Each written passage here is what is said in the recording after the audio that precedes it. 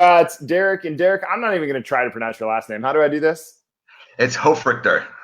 Hoffrichter. All right, we got Yeah. Derek Hoffrichter here. Derek is expert in self-defense, fitness, and combines them two with his combines that two with his training, and it's pretty cool. And I think like the self-defense thing is a really important, like actually being able to use the strength that you do gain in the fitness realm is an important thing. And Derek, can you kind of introduce yourself to the Grit Gym Tribe a little bit?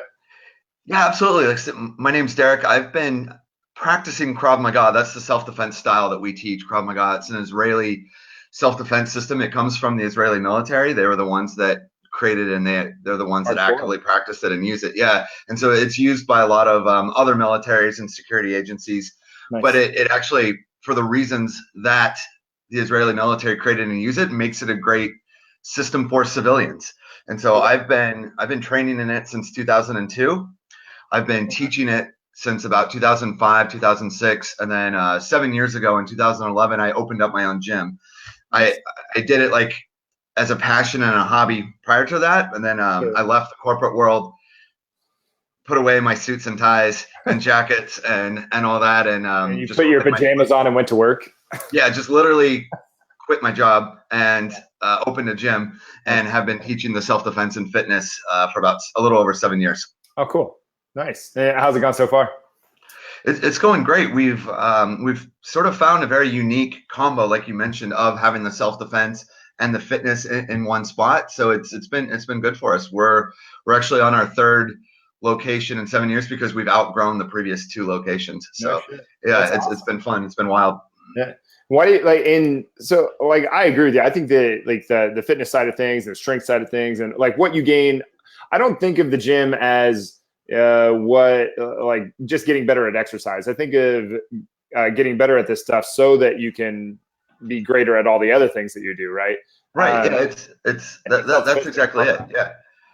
Yeah. It's of there's a saying, I forget who said it, but fitter people are harder to kill. them. And that just that encompasses a lot of different areas. But if you're thinking about the act of defending yourself, like if someone is trying to physically cause your harm and you need to physically respond back, that is a cardio activity. That's a strength activity, in Yeah. addition to the technique and strategies and tactics that go into it. But if you can have the best fighting technique in the world, but if you're completely out of shape, it doesn't matter. Right. You're going to gas out a few seconds into the attack, and it doesn't matter what you know at that point. So you have to be fit. Yeah. Yeah. What got you into this originally anyway? Like did you get beat up in a parking lot or something? Like what's your story? Kind of. It was. I was Oh, really? I was 19, joking. but no, but and that's why I say kind of because Yeah, it she's joke. wasn't that bad, but it was like an eye-opening moment for me in that Yeah. I was 19. I was I grew up in Nebraska. We kind of talked about before, like no Yeah. crime, small town, all that. Yeah, And then it's I super went easy to be naive in the Midwest. absolutely, Yeah. and then I went off to college in Washington D.C. Oh Big wow. city, very crime-ridden city, and I was doing some internships down there and riding public transportation one night home from my internship, and on the subway there, they call it the metro. As we pulled up to a stop, I was standing there. A guy jumped up, kind of ran towards me, and I had like a laptop bag around my Yeah. shoulder, and he grabs it, to grab it and hop off the subway at the stop, but it was attached to me. So he's like pulling me, and I'm holding onto the pole, and in that moment, like my bubble was burst, and that because I did what most people would do in that situation, and I completely froze and did nothing. That's Sure. just the Which is the standard. worst thing you can do. Like Absolutely, it's the yeah. worst thing that could happen. And I sort of thought, I think up to that point, that I was invincible. I'm almost 6'4". I was a high school basketball player, played a little in college. Like Yeah. in my mind, it was like, well, if I'm ever in this situation, here's what I would do. It probably resembled something in like a Jason Bourne movie or something like that, right? The That's the steps that hope, I would, right? yeah, and then I would handle it. Yeah. And then actually in that moment, I didn't handle it. I did the opposite of handling it. I did nothing. Fast forward to all that, nothing happened. I wasn't hurt. The bag was attached to me. The doors were closing, so the guy jumped off. But the scar, the mental scar that left, I remember that night just in my head over and over, imagining the situation, like what if he had had a knife? What if he had been able to Yeah. get me off the train? What if there had been two of them? And I just sort of made a decision in my own mind that I wasn't comfortable anymore with not having answers to the what ifs. So I started to seek out self-defense training, tried a few different martial arts, didn't find what I was looking for until I found a Krav Maga club there. It was this was back in 2002, and really no one was doing Krav Maga at that time. It's a relatively new thing that's come over to the US. Yeah, it's still growing and people are learning about it, but it's much more common now. You can typically find it in most cities now. Cool. Back then it was like LA, New York City, and DC were the only spots that had clubs going on. So the really huge metro areas, like that. Yeah. And so I in some ways now looking back on it to where it's led me, I was very fortunate that I got in on it at the beginning. Yeah. Because now that it's sort of booming a bit in popularity, I've just been training in it way longer than most people, so I have that advantage. But it was really out of a need for my own personal benefit that I got into it. I think that a lot of people start out in this kind of thing because of that, like the original need, like they want to change something about their body, or they don't want to be defenseless, or they want to feel powerful, or whatever it is. They want to solve their own problem, and then through that they end up having this like passion to help others too. Is that kind of what you found? Yeah, that's exactly it. And you hear that too about like, a personal trainer, they themselves lost like, 60, 70 pounds, and then that changed everything. That was exactly for me. Getting into it, especially at the young age of 19, and just the mental aspects of Krav Maga were a huge influence of finishing out my college career, my adult life, just the passion of having something consistent to train in. Sure. The confidence that comes from self-defense training, it all just made the biggest difference for me at different points and different ups and downs of my life that I went through. When you get that passion, and why wouldn't you want to share that with other people and let them experience the same thing that we got to experience? Yeah, I couldn't agree more. It's just one of those things. It's kind of like this, like it's almost easy to be romantic about it, but at the same time, it's like, man, like for one, it does help me to help other people, and for two, like I like doing. I like this stuff, But right. What have you found working with people? Like what's the response been? Like, why do people come in and talk to you about this stuff? Do they have a similar experience to you, or? I would actually say that the majority of people that come in have not yet had a self-defense scenario. Like a spot where they needed it. You mean like they got attacked or something like that? Yeah, it's good. I think that's great. Which is good. We do get a lot of people who come in after the effect. That is true. But I would say the majority, the average person coming in has not yet been put into that situation, but they can imagine it. Or, just, watch the news, and there's just kind of like this, I think, feeling right now that it's not a safe time to like be out in public, just overall. Like it's like, I think people are just maybe more aware of the risk of their everyday life. We see things like people going in and causing violence in workplaces, going in and causing violence in schools, going in and causing violence in churches and synagogues and temples, places that maybe 10 years ago, 15 years ago, we never really imagined there being an issue. We viewed those as like pretty safe, places that were immune to a lot of that stuff. And now it's, weekly on the news, we see it happening, or we hear people talking about it, or companies now enacting like policies for if someone comes in and is being violent in the workplace. It's just a different time, and I think people now are more conscious of the fact that, hey, if something happened, would I know what to do? Would I actually know what to do if I'm being honest? Like letting the ego kind of get out of the way, and would I really know what to do? And if not, should I do something about that? Should I learn what to do? Yeah, I mean, there has to be a certain amount of like, if you can take responsibility for everything in your life, right? Why wouldn't you take responsibility for this too? Yeah, which, as we know, with when we now talk about the fitness side, it's the same parallels of like, if we know that working out regularly and eating better is going to extend our life, extend our quality of life, like, wouldn't we take the action to do that? But we know how hard that is, and it's the same thing with self-defense. We know what our exposure is. We know that someone could mug us tomorrow. So what do we do about it today? you know, and that's tough making that first step, whether it's self-defense or fitness. Yeah, and it's probably a positive too to get that idea out of your head that, oh, I'll react in this way. I don't know what to do. Yeah. Whereas like almost everybody gets it wrong, like everything wrong the first time that they try to do it. So yeah, it's like it goes back to that drilling thing. Like you have to drill and drill and drill something. What is it that saying that a professional doesn't practice till he gets it right. He practices it till he can't get it wrong. Yeah, until he can't mess it up. Yeah. And that's it's funny how what our mind does, you know, to us when we think about different things, you know. And it's, you know, some things like we would never imagine that we could just figure it out. Like if you've never played piano before, right? Yeah. And let's say it's a silly scenario, but let's imagine that you felt like there's going to be a threat on your life at some point, that if on the spot you couldn't play like a perfect sonata. Yeah, someone's got a gun to my head and saying, play the piano. Yeah, and I'm like, and you realize that this threat might exist, and you're like, I'll figure it out. Like in the moment, I'm sure, like, how hard's the piano? I can figure it out. But you know, we would never do that for something like piano, because we understand like it's a physical skill. There's structure. There's, you know, and it's going to take time. But then on the fighting side, on the self-defense side, most people think that exact thought. I'll figure it out. Even though like, just like professional musicians spend hours a day, professional fighters spend hours a day. It's a physical skill that you have to hone.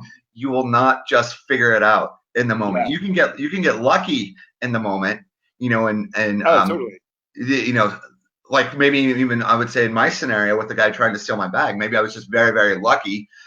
Circumstance worked out in your favor, right? Yeah, like, but it could have easily just kept your bag, and it could have easily been very, very bad. Yeah, and so I don't understand why, you know, when it comes to the area of like self-defense, that we think we're way more capable than we are. Yeah. Until we have the bubble burst, and either the bubble is burst from a bad encounter or by coming into a self-defense class in a safer environment and a more structured environment, and realizing like, oh yeah, like I really don't know what I'm doing. I should probably practice this. Yeah. I think it's easy to think that your skill level is higher than it is, and it's easy to underestimate. It's easy to underestimate how big of a like how skilled the attacker is coming at you, and it's easy to underestimate how much work it's going to take to actually learn these skills. I think we're amazing underestimators. Right, and then in addition to all that, underestimating the impact that a bigger, stronger person will have against us as well. Yeah. Well, I mean, that even what was that was it Rio? It wasn't I don't remember which Olympics it was, but it was recent that the judo guy won the world championship, and then he got beat to death that night. Right. It was a really terrible scenario, right? But he had, I think it was like 5 people that were in on, you know, and this is a world champ. Right. In judo. It's which is a pretty powerful fighting style, is like using your opponent's weaknesses against you, right? So, or strength against them. And it's just amazing.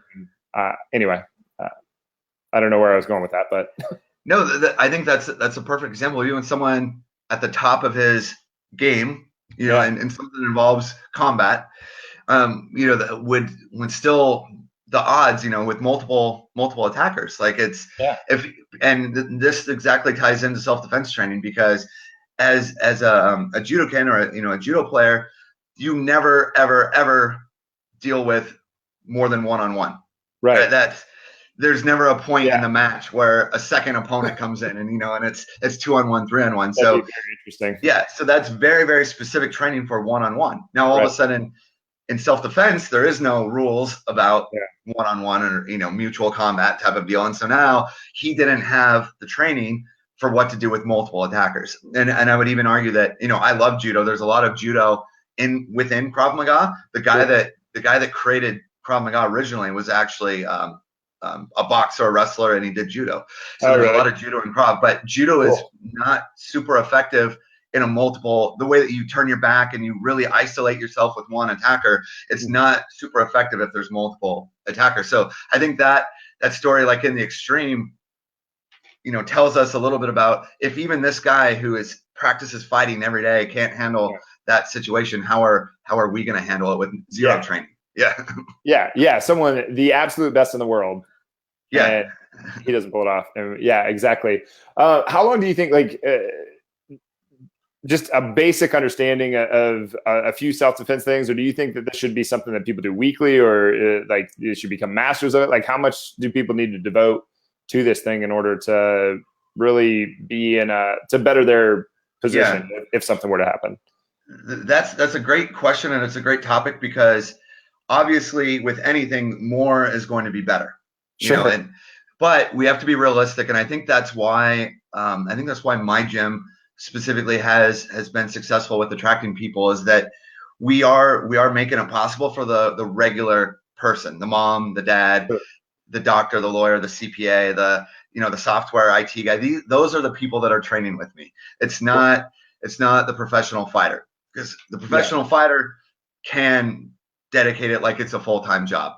For my average person who's coming in and training with me, if we can get 3 hours in the week, that's great into their schedule, just with work commitments, family commitments, everything they have going on. So that's again why, earlier I mentioned that Krav Maga was really great for civilians, because it was specifically made to be easy to learn. So it doesn't require crazy flexibility, crazy strength, because we always assume our attacker is stronger than us anyway. So none of the techniques rely on strength, and it takes into account that person where we need like the 80-20 rule in full effect. Like, how can we spend a lower amount of time but maximize our results out of it? So it's the way that happens is through a few different strategies. One, it's immediately focusing on the most common ways that you might be attacked, and not getting into like really, really crazy what if scenarios, but like 30 ninjas drop from the ceiling. Absolutely. And that's the fun stuff. Yeah. I do a lot of like public speaking and get up in front of groups and things like that. And when I open it to questions, it's always like, well, what if they had like 2 guns, a chainsaw, and I'm like, that's pretty bad. Like, if you get yourself into that situation, man, I don't know, like, that's bad. Instead, like, for us, like regular people, the most common way that we're going to be attacked is someone's going to grab us, someone's going to choke us, someone's going to punch us. Okay, so if we can focus in on that, that's basically our beginner curriculum. And so someone can be pretty good with that in 4 to 6 months, 2 to 3 times a week, to where in 80-20 rule, let's say the 80% likely chance that your attacker grabs you, chokes you, or tries to hit you. And so if we really focus on that for 4 to 6 months, like, yes, we can have a pretty high level of competency for that, because we're not wasting our time going all over the place. If someone stays past the 4 to 6 months, there's more to learn. There's more to learn. We then move to the next most likely thing, which is your attacker takes you down to the ground, and there's a struggle on the ground, pinning you on the ground. So we keep practicing our baseline, which is being grabbed, being choked, being hit, and then we add in the ground element. And then someone goes through that, and then if they keep with it, then there's more complicated skill sets right there. Like, I wrestled I wrestled for like 12 years. Oh yeah. And then I boxed for like another 2, and like they're just I mean, they're not even slightly similar at all. And people think like, oh, fighting's fighting. It's like, no, it's not close.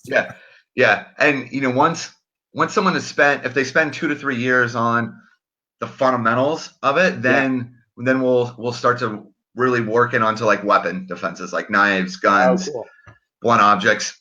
Everyone kind of wants to start with like the knife and the gun, because that's like the sexy thing. And and that's, I mentioned Jason Bourne earlier, but what I tell people is, if you can't handle someone who's unarmed, you're not going to handle someone who's armed. It's not going to happen. So until you can show competency in handling an unarmed person, let's not worry about them being armed. Right. Well, yeah. Even if they, like, let's say, even if you did have to get to your gun that you're holding, right? Like if a gun is in your purse, let's say, and you've got to get to your gun, you've still got to get this person off of you long enough to get to your gun to use your gun. So you're still like, no matter what, like you're going to end up using these defenses. That is very astute of you, and I wish more people thought that, because one of my like biggest things that make me roll my eyes is like you see like maybe there's like a news story posted online where it's like, someone comes up behind someone like at a grocery store walking down the street and attacks them. And then you'll see in the comments like, that's why I always carry my gun. It's like, are you watching the same event happen? There was no way possible that if you don't even know if this person has a gun or not, there was no time to get to it unless you walk around with it drawn, all the time and like scanning everywhere. In most scenarios of violence, your gun is not going to help you. You have to have the ability to fight to get to the point that the gun can help you. And I'm a big advocate of, going through the training and being proficient with firearms and concealed carrying. If you go through all the training, I'm a huge advocate of that. And I do train how to blend that in. I'm here in Arizona. Like everybody has guns in Arizona. So like, that's a big thing. Like most all my customers or my clients, do have that as a part, but it's very specific that you have to understand that the gun is not just a magical thing that automatically makes you safe. Like there will be a fight involved. And the fight will be over either keeping the gun, getting to the gun, or getting space to get the gun out. Jeez, yeah, it's a wild thing to think about. Like no one really thinks they're going to get there until they are there, and then it's like, well, would you rather be prepared or not? Right. Yeah, and you can't take the gun with you everywhere. Also, so if that's 100% of your safety strategy is the firearm, there's holes. Riding on an airplane, Oh yeah, and the gun is extremely like an offense thing. Like there's a difference between playing defense and playing offense, right? Well, I would think of a gun as being like if I'm holding a gun, I'm trying to like I am very much just became the put myself on offense. Whereas like you call it self defense for a reason. Like you're defending yourself first. Like how do you that's one of the things I really like about jiu-jitsu versus wrestling is like jiu-jitsu is more about submitting your opponent and wrestling is more about dominating your opponent. It's much more jiu-jitsu is much more a game of chess than wrestling is. It's a really nice thing. So like if you can learn some of these things, it's like how do you submit your how do you get into a defensive position where you can actually render your opponent useless, like better off you're going to be, right? I think anyway. Is that accurate? Yeah, no, that's it. And oftentimes when we talk about self-defense, we're talking about like after it's gotten down to the violent part of it, like the physical action. But for me, self-defense is it starts with situational awareness. It starts with avoidance. It starts with diplomacy. It starts with taking the high road in interactions with the thought of I don't know. You never know what anyone is capable unless they're like someone like very deeply. But when you're out and about, it's amazing how when you hear about violence like in the news, it started with something minor, like someone parked in the spot that I was hoping to park in. Like in the scheme of life, like that is a very, very minor deal. There's other parking spots, but then people get shot over that. Why? You disagreed with me. Like over something they ridiculous. Escalate it versus I talk almost every time I teach a class, or quite often my students know, or anyone that trains with me know that I always like just if you're at the point where you're using violence to defend yourself, more than likely you made some mistakes along the way. Probably. Not all the time. There's some stuff that's just completely unavoidable. Wrong time, wrong place. Yeah, that's what we're talking about here. Yeah. But a lot of times though, just saying, apologizing, and moving on, and then so then when we add in like the gun element, if we're to the point where we're pulling out a firearm to use it against someone, now we're talking about like things have really, really, really gotten bad. And if we were competent with being able to handle ourselves, maybe we wouldn't have to go to that option yet. Like you're talking about, like with jiu-jitsu or something where if I don't know if I've never been trained in self-defense, but I'm carrying a gun, like where's the line? Is it if someone shoves me? Right? Can I, is it if someone punches me? Is it if someone grabs my shirt? Like if I don't have any other skills to handle those type of aggressions, if I only have the gun, like you're basically just waiting for a line to get crossed. Yeah. And what's the line? Like exactly. And that's tough. And I don't know what it is. Like I'm not that presumptuous. Like I don't know what it is, but like I don't want to get in that situation just at all. Yeah, legally, the line is where you can articulate that you felt in danger of your life. That's still ambiguous. Yeah, right. And Yeah. and so like, I couldn't in good faith argue that I had to shoot somebody because they punched me, Yeah. right? Yeah, I couldn't either. Right, and so then that being the case, that means the gun is not relevant to that interaction. So learning how to defend punches, learning how to move my head, Yeah. learning how to keep the appropriate space so that I can see the punch develop, learning how to follow up after someone throws a punch. Now that's of high importance to me. Yeah. And okay, so how do you handle the question, or the, I don't know if it's accusation, but like, well, you're a 6'4" big guy, you don't have to worry about this stuff. Yeah, Like, no, I get that, and the bigger we are, the easier it will be to defend ourselves.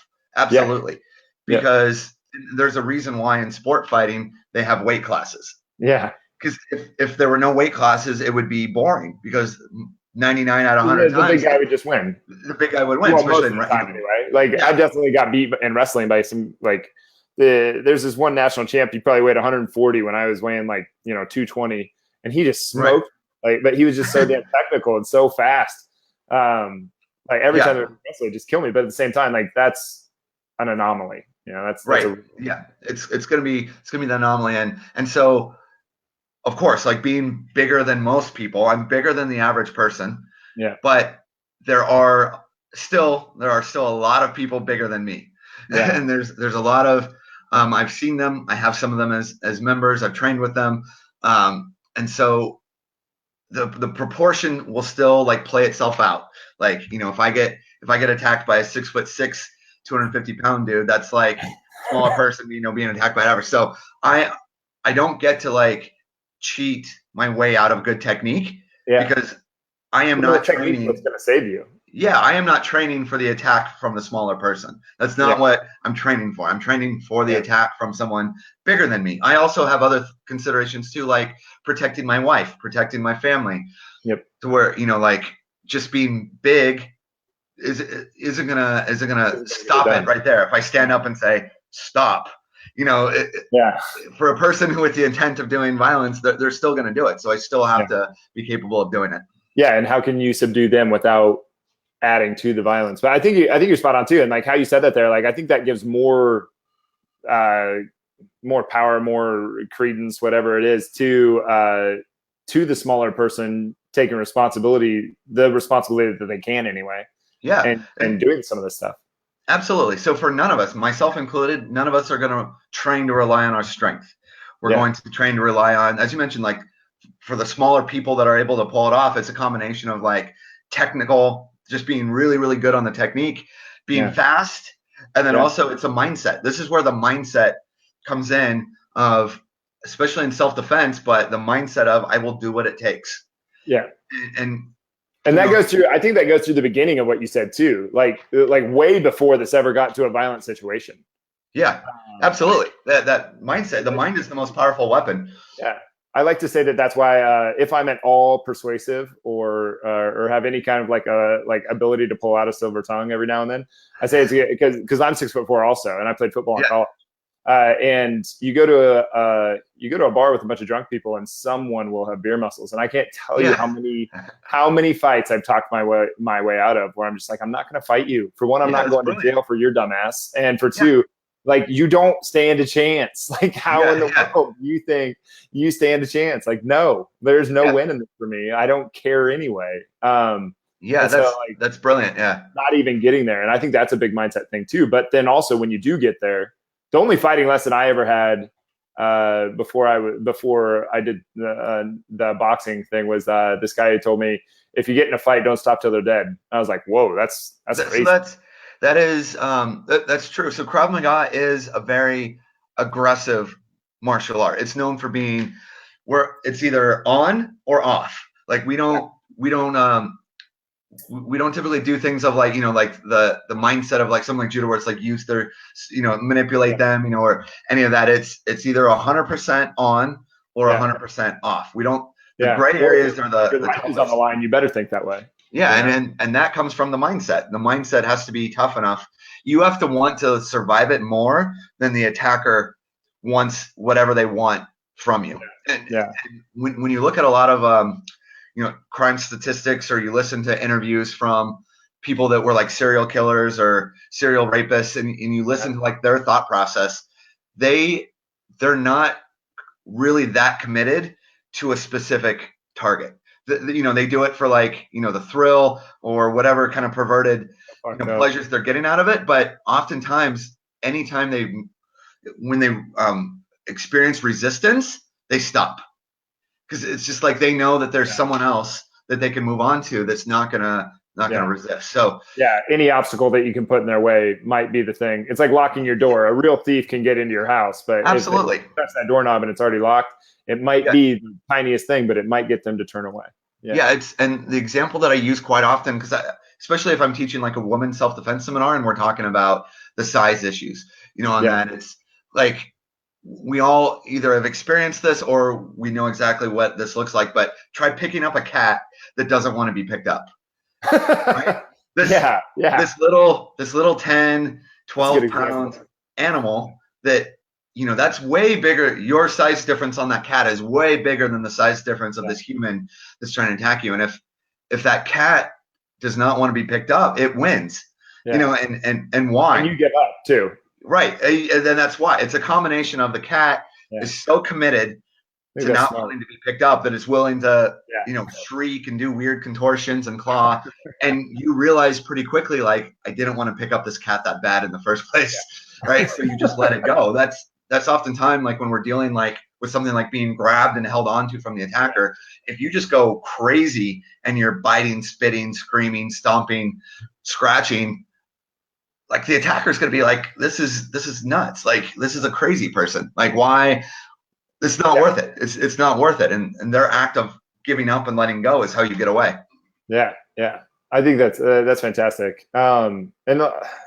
Like we all hope that this never happens, and that we can start like the culture in the US and the world can like dampen violence and all that stuff. So this never happens to anybody. Right. But at the same time, like, I think it's in our best interest to be prepared for such a thing if it were to happen, and take responsibility for what you can. I think anyway. Yeah, and a wild guess there that it's probably right. So to kind of tie it into with the fitness side of things in a lot of ways, for me, getting into self-defense was my entryway into fitness also. Sure. Because once I started to train the self-defense, now you want every edge that you can get. And so even though I was tall, I was actually always very, very skinny. So even at like almost 6'4", back when I was 19, 20, 21, I was like 135, 140 pounds. Holy shit. So that's super skinny. And so my height, even though I was tall, like that doesn't necessarily give you strength on that. And so when I would train and practice with guys that were even shorter than me or smaller than me, that they were stronger than me, that got me into lifting weights. Like that was, and so now I weigh closer to like 200 pounds, but and that was from over the years, 10 years of consistently lifting weights and putting on muscle mass. And it's part of that then that led into, okay, I'm lifting weights, but I'm not putting on the mass. Nutrition. So then I started to get into nutrition and understanding that. So for me, self-defense, it makes no sense to me to be worried about like someone breaking into your house. And so taking the steps to do that, but then eating like fast food at the same time, not worried about like the intruders into your like arteries. And to me, it doesn't make sense to be obsessed over like my personal safety, but not my innard safety. Right. Just the same way, it doesn't make a whole lot of sense to be really concerned about my health and how I eat, but not the personal safety from the physical side. Like, because it's all getting to the same point where we basically want to be in peace. We want no health complications. We want to be functional. We don't want to have like back pain and neck pain throughout our life. And if someone tries to take something from us or hurt someone we love, we want to be able to stop them. It's all the same thing to me. Yeah, no, I completely agree. I think I've never thought of it quite that way, but I think that's a fantastic way to say it. Like, why would you be putting if if you're worried about a garbage person coming and attacking you, then why are you putting garbage in your body? You know, like, Yeah, because it's still an attack on your, it's yeah, still an attack on your health and your well-being. absolutely. And it's all something that you can do something about, Yeah. and Yeah. and so it's like it's like everything is all built around survival. Like I think that's like the base Yeah. fear that fuels a lot of things is survival, or desire, fear, desire, whatever you want to call it, survival. Yeah. So You'll do a some ton people, of shit to survive.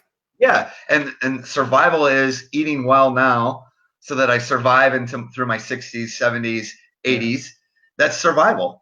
And just like I don't want to get mugged on my way to work today and then not be there to provide for my family. That's survival. And it's all the same. So to pick or choose one in my mind, I just can't do the mental like gymnastics to really be like I'm interested in this part, but not this part or this part. And that is honestly why my business is called EVKM Self-Defense and Fitness. It's a holistic survival approach. It's all of them. Yeah. Yeah. I couldn't agree more. It's not just one thing. Like if you're going to look at it's one of the reasons that like I end up disagreeing with orthoscopic surgeons and physical therapists sometimes. It's like you might have a shoulder injury, but your big toe it could be something in your big toe. It could be something in your hip. Like we can't just look at this and just throw everything out and say like, oh no, this is the problem. This is where the pain is. Well, like that might not be the scenario that we're actually, or the source that we're actually trying to find.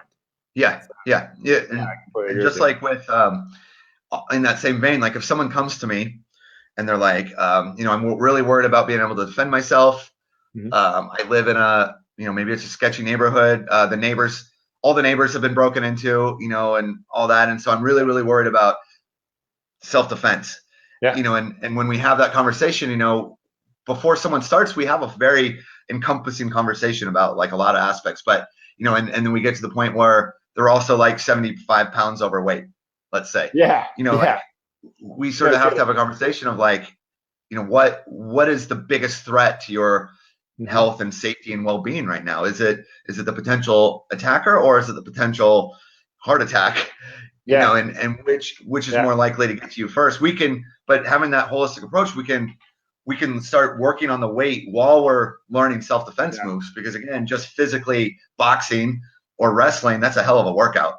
Right. It really is. Yeah. I think people underestimate how big of a workout those two are too. Like, oh, it's an incredible workout, but we can't neglect the diet.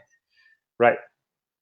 How are you going to recover when you're putting crap in your body? How are you going to sleep? How are you going to do all of the things if you're not going to put good food in your body? Yeah. Yeah. And so, it's funny. A lot of people come to the Krav Maga classes seeking it out.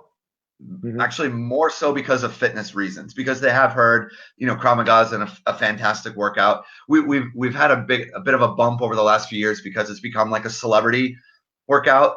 Like a lot of movie action stars now, like Tom Cruise, Angelina Jolie, Brad Pitt, like Matt Damon, like all these guys, like they sign up for an action role. The studio immediately gets them a Krav Maga trainer to start training them, on all that. And so then you get interviews of like, how did you get that body for this movie? Well, I did Krav Maga, but they also people see that, but they ignore that they also said like, they did Krav Maga. They lifted weights 4 times a week. They did yoga. They did, all this other type of stuff, but it's definitely elevated it up because of celebrities doing it. So we do get a lot of people who come in more so actually with fitness goals in mind. So the side benefit is they're going to learn how to defend themselves, because that's our mission first and foremost. But it's like I don't think any like strictly fitness gyms in my area should worry about that with us, because it's a feeder, just like it was for me. People who would not normally walk into a CrossFit place or a fitness place for whatever reason will walk into my gym to learn self-defense. Yeah. And then they start to lose the pounds, they lose the weight, they get that bug, and then they go into now they're doing CrossFit, now they're lifting, now they're doing other things. It's a feeder. It's like it's the gateway drug into the fitness world doing self-defense. It's interesting how that happens. Yeah. I mean, whatever gets them there. It's just it's a really great thing when somebody takes responsibility for their own health. however they do decide to get there. But Right. yeah. Anyway, well, we've got to wrap this up. This has been fantastic talking to you, though. Like, thank you for coming on. Yeah, thanks for having me. If I'm ever in Phoenix, I'll have to pop over. Come by and take a Krav Maga class. Yeah, definitely will. Maybe like I might even have to talk to you about coming up and teaching us some of your stuff. But I would love to do that. Yeah, that'd be cool. But anyway, anything that you want to? Well, first of all, where can people find you to follow you? Yeah, so they can. My website for my gym is evkmselfdefense.com. Nice. And then if they search my name, like Derrek Hoffrichter, that's my name on Instagram also. So if they want to follow me there, I post a lot of like self-defense tips and videos. So if maybe they don't have access to a place to train, they can at least start picking up some of the tactics and strategies by watching those videos. Yeah, I saw one girl on there. She was really pretty. She had dark hair, and I think it was you. And you came behind her and grabbed her, and she goes, "This is how you do this." She's like, "You get your base, and then she started, and she's like, you wail at him like this," and it was almost like you didn't know how to turn it down, and started laughing at herself. And I was like, "Oh, that's great. I know what that's going on there." But no, it looks like a fun place for sure. Yeah, and that's the real thing too that we didn't talk about is it's a lot of fun. That's if something's not fun, people aren't going to stick with it no matter how great it is. If it's fitness and the workout's not fun, and just like with the self-defense, it has to be fun for people to stick with it long term. Yeah, I think people saying underestimation this whole time, but I think it's easy to like people underestimate how much like fun it is to just like physically express yourself towards somebody else, in that way where it's like you're gonna wrestle around, you're gonna compete, you're gonna like get sweaty and dirty, and people are like, "Ooh, gross! I don't want to do that. Like, I don't want to be out." It's like a different relationship that you develop with people, and it's great. Some of the closest relationships that I've ever had were guys on wrestling teams, where it's like. And people are like, "Oh, that's so gay," and it's like, dude, there is nothing gay about that. Like, believe me. But it's like this weird sort of, I don't know, connection that you get out of doing those things. It's pretty amazing. Yeah, it's a strong community that bonds around, just like in fitness and in self-defense as well. That's strong community, and that's I love my job. I'm so happy that I quit the corporate world and I get to do this every day because it's awesome. It's so much fun. Yeah, I can't imagine like putting a suit and tie on and sitting at a desk all day, like especially in Phoenix when it's 120 degrees. Yeah, I bet. But all right, well, thanks for being here, man. I really appreciate it. Thank you. Anything that you want to leave the crowd, the Grit Gym Tribe, with before you go?